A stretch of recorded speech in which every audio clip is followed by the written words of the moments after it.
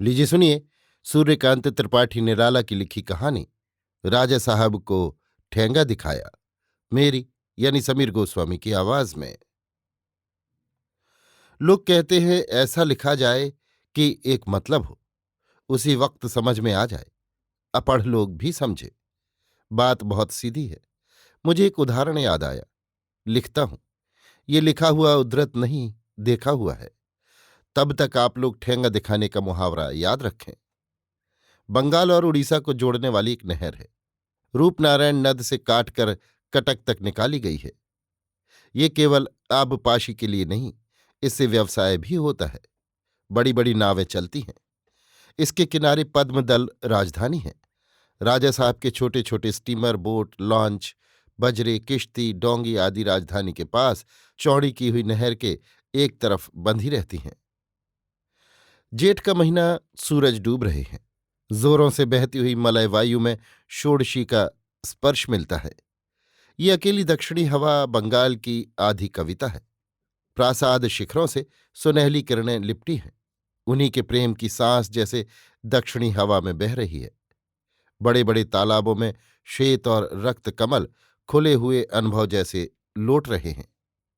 स्वच्छ, कीमती, चौड़ी किनारी वाली, बारीक, ठोस बुनी, बंगला ढंग से कौछीदार शांतिपुरी धोती, रेशमी शर्ट और सुनहरे स्लीपर पहने चश्मा लगाए राजा साहब नाव की सैर के लिए चले। रास्ते में 3 ड्योढ़ियां पड़ती हैं। हौदा कसे हाथियों के निकलते आधी और ऊंची। रास्ते के दोनों तरफ बड़े बड़े तालाब, साफ सुथरे दूब जमाए पार्क, दोनों बगल बटम पाम की कतारें। दूर के देशी बगीचों से बेला, जूही और कमलों की खुशबू आती हुई। पहली ड्योढ़ी में बैठे हुए राजा साहब के मुसाहब उनके आने पर कतार बांधकर भक्तिपूर्वक प्रणाम करके उद्दंड प्रसन्नता से साथ हो गए। अर्दली सिपाही खानसामे प्रासाद से साथ आए थे। पहली, दूसरी और तीसरी ड्योढ़ी के सिपाही क्रमशः किर्च निकाल निकाल कर राजा साहब को बाएं रखकर दाहिने हाथ से सलामी देते गए। तीसरी ड्योढ़ी प्रासाद के अहाते को घेरने वाली जलाशया चौड़ी खाई के किनारे है। खाई के ऊपर से पुल है। राजा साहब बाहर निकलकर नहर घाट की तरफ चले। स्टीमर, लॉन्च, मोटरबोट और देशी किश्ती वाली मुसलमान नौकर कप्तान और माझियों ने भी उसी प्रकार कतार बांधकर सलाम किया। राजा साहब खुली छत वाली एक अंग्रेजी कट की देशी किश्ती पर पतवार पकड़कर बैठ गए। पीछे पीछे मनोरंजन के लिए पले पहलवान जैसे मुसाहब आकर एक एक तख्ते पर डांड संभाल कर बैठे। माझी खड़े रहे। सिपाही और अर्दली नहर के किनारे किनारे बोट के साथ दौड़ लगाकर रहने के लिए लांग समेटने लगे। किश्ती चली। किनारे किनारे सिपाही दौड़े। 1.5 मील के फासले पर शक्तिपुर नाम का एक बागी गांव है। वहां विश्वंभर भट्टाचार्य नाम का एक ब्राह्मण रहता है। राजा साहब कई रोज से किश्ती पर हवाखोरी करते हैं। देखकर, सोच विचार कर, लांग चढ़ाकर अपने गांव के पास नहर के बांध पर खड़ा विश्वंभर राजा साहब की प्रतीक्षा कर रहा है। सिपाही लोग दौड़कर कुछ ही दूर तक साथ रहते हैं। 8-8, 10-10 पट्ठों की डांड मारी किश्ती तीर सी चलती है। 3-4 फरलांग के बाद सिपाहियों का दम खुल जाता है। किश्ती आगे निकल जाती है। वे पीछे पीछे लट्ठ लिए दुलकी दौड़ते आते हैं। जब शक्तिपुर के पास किश्ती पहुंची, तब सिपाही 3-4 फरलांग पीछे थे। विश्वंभर राजा साहब की ताक में खड़ा ही था। जब किश्ती आती हुई 100 गज के फासले पर रह गई, तब उसने एक अद्भुत प्रकार की ध्वनि की, जिससे राजा साहब का ध्यान आकर्षित हो। राजा साहब को अपनी तरफ देखते हुए देखकर उसने हवा में उंगली से लिखकर राजा साहब की ओर कौंचा, फिर पेट खलाकर दोनों हाथों मरोड़ा, फिर दाहिने हाथ से मुंह थपथपाया, फिर दोनों हाथों के ठेंगे हिलाकर राजा साहब को दिखाया। राजा साहब देख रहे थे। डांड धीमे कर देने को कहा, फिर कर देखा, सिपाही दूर थे। किश्ती धीरे धीरे चलती गई। विश्वंभर पीछे पीछे दोनों हाथों पेट दिखाता ठेंगे हिलाता दौड़ा।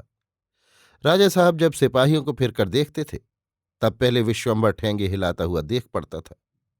बांध पर और लोग भी आ जा रहे थे। कुछ भले आदमी हवाखोरी को निकले हुए मुस्कुरा रहे थे। किश्ती की चाल धीमी देखकर सिपाहियों ने जल्दी की। नजदीका एक अजाने को बेअदबी करते देखकर राजा साहब की तरफ देखा। राजा साहब ने इशारे से सिर हिलाया। सिपाही विश्वंभर को पकड़कर प्रहार करने लगे। किश्ती लौट चली। सिपाहियों ने आते हुए विश्वंभर की मुद्राएं देखी थीं, जिनका अर्थ समझने में उन्हें देर नहीं हुई। उसे मारते हुए कहने लगे, क्यों रे, हमारे महाराज रियाया की जबान बंद करते हैं, पेट से मारते हैं। ठेंगा दिखाता है हमारे महाराज को कि कोई इतना भी नहीं समझता। विश्वंभर को पीटकर दोनों गदोरी और उंगलियां कुचलकर सिपाही चले गए। खबर विश्वंभर के घर पहुंची। उसकी पत्नी, 17 साल की विधवा बेटी और 2, 9 और 5 साल के छोटे लड़के फटे कपड़े पहने रोते हुए बांध पर पहुंचे। गांव के और लोग भी गए। विश्वंभर को संभाल कर उठा लाए, खाट पर लिटा दिया, गर्म हल्दी चूना लगाने लगे। राजा साहब के जासूस छद्म वेश से पता लगाते रहे। गांव के कुछ भले मानस गर्म पड़े, पर कुछ कर न सके। राजा साहब का प्रताप बड़ा प्रबल है।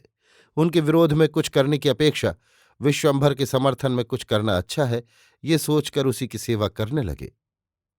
विश्वंभर बहुत सीधा सच्चा ब्राह्मण है, विशेष पढ़ा लिखा नहीं, किसी तरह पूजा कर लेता है। शक्तिपुर से 3 कोस दूर रंगनगर में राज्य की विशालाक्षी देवी हैं। विश्वंभर इनका पूजक है।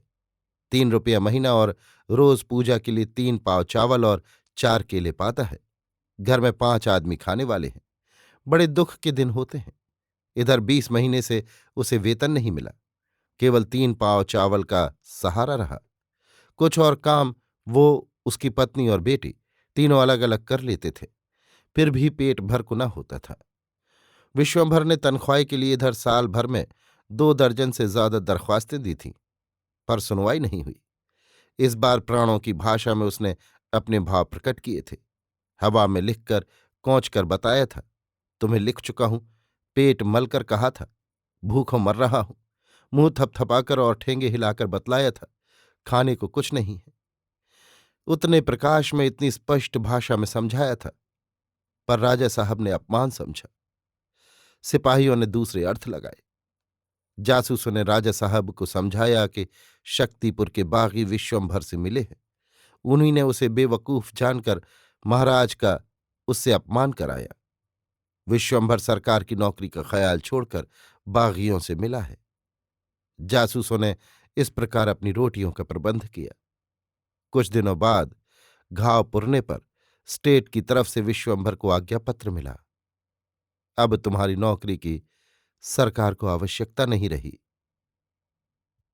अभी आप सुन रहे थे सूर्यकांत त्रिपाठी निराला की लिखी कहानी राजा साहब को ठेंगा दिखाया, मेरी यानी समीर गोस्वामी की आवाज में।